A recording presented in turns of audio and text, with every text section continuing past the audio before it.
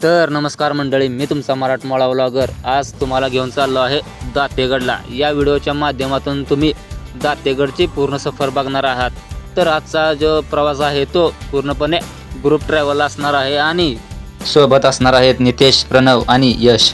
तर सगळ्यात आधी आपण उमरस पार केलं। इथला रस्ता तुम्हाला माहीतच आहे, मागच्या व्हिडिओत तुम्ही हा रस्ता बघितलाच असेल।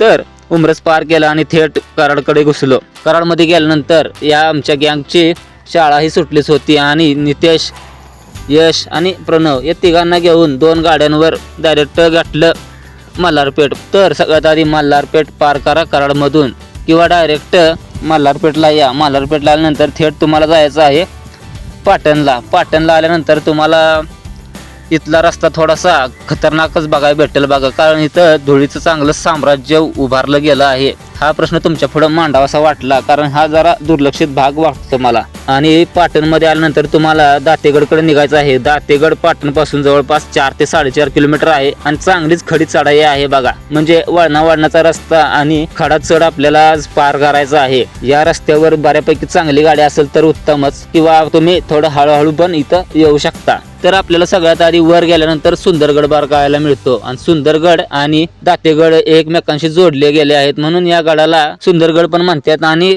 दातेगड पण म्हणतात, कारण मुख्य जो गड आहे तो दातेगड आहे बघा। वर गेल्यानंतर आपल्याला दातेगडचं गाव बघायला मिळतं आणि इथंच शाळा सुरू होती, इथं शेती सुरू होती बघा। इकडे शेती एकदम क्वालिटी असते बघा, डोंगर उताराची शेती म्हणाय गेलं तर एक नंबरच। आणि हे सगळं बघत बघत डायरेक्ट पोहोचलो दातेगडला। दातेगड आपल्याला बघायला गेलं तर समुद्र सपाटीपासून चांगलाच वर आहे बघा।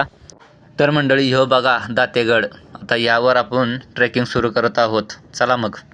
तर मंडळी आत्ताच आपण या दातेगडपाशी पोहोचलो आहे आणि अजून आपण या गडाच्या पायथ्याशीच आहे।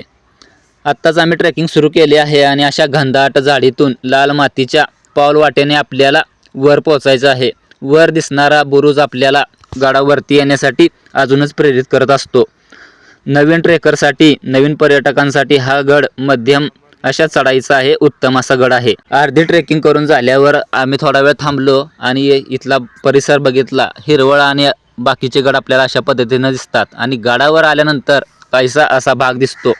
इथं सगळ्यात आधी आपल्याला तलवार आकाराची विहीर बघायला मिळते। ही तलवार आकाराची विहीर बघून या विहिरीच्या उंचीचा अंदाज आधीच लावून घेतला। जवळपास 80 ते 100 फुटापर्यंत ही विहीर खोल असणार आहे। त्या काळच्या खोदकामाचा, त्या काळच्या मेहनतीचा अंदाज आत्ताच लावला बघा।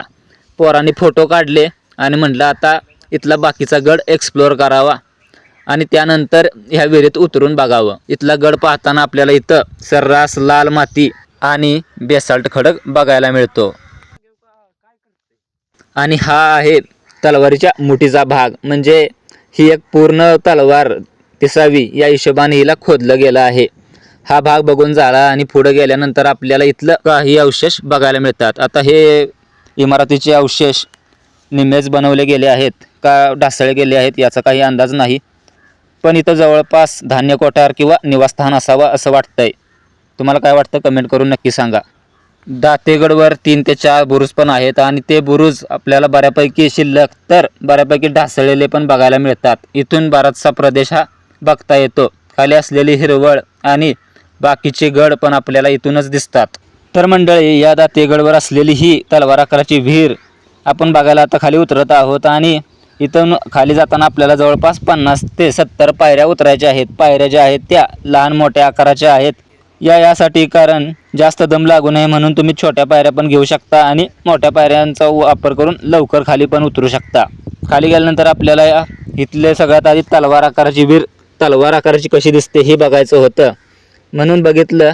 तर इथून वर बघितल्याशिवाय आपल्याला इथला तलवार आकार बघता येत नाही। हा बघा तलवार आकार कशा पद्धतीनं तयार होतो आहे। तर मंडळी कशी आहे ही विहीर बघा। 500 वर्षापूर्वी कोणी विचार केला असेल की ही विहीर अशा पद्धतीने दिसू शकते। मग इथं थोडे फोटो काढले, व्हिडिओ काढल्या आणि बघितलं तर पाणी इथं खराबच होतं, कारण पाणी उपसल्याशिवाय ते शुद्ध कसं होणार, कारण हे पाणी डायरेक्ट पावसाचंच असावं। तरी अशा पद्धतीने तलवार आकाराची विहीर आपल्याला बघण्यात येते। तर आताच आम्ही इथली तलवार आकाराची विहीर बघितली आहे आणि आता आम्ही चाललो आहे या गडाच्या मुख्य दरवाजाकडे।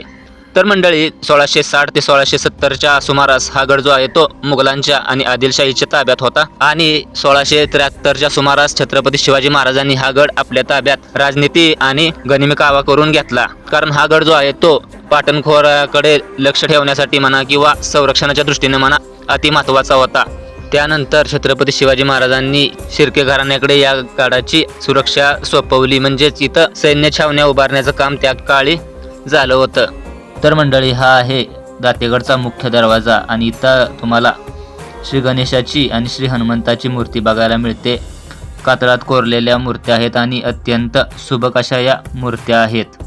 आता ही श्री गणेशाची मूर्ती बघा. मूर्ती बघितल्यावर तुम्हाला समजेल की तिचे कान जे आहेत ते एखाद्या फुलासारखे बनवले गेले आहेत. आणि हो मित्रांनो, हे जास्वंदीच्या फुलाची प्रतिकृती आहे. तर या देवतांचे दर्शन करून झाले, त्यांचे आशीर्वाद घेतले आणि व्हिडिओला इथंच थांबवलं. तर आजचा व्हिडिओ कसा वाटला तो कमेंट करून नक्की सांगा. आपण अशाच पर्यटन स्थळी किंवा गडकिल्ल्यांवर फिरणार आहोत, त्यांचा आढावा घेऊन तुमच्यापर्यंत नक्कीच पोहोचवणार आहोत. तर फॉलो नक्कीच करा. तोपर्यंत जय महाराष्ट्र.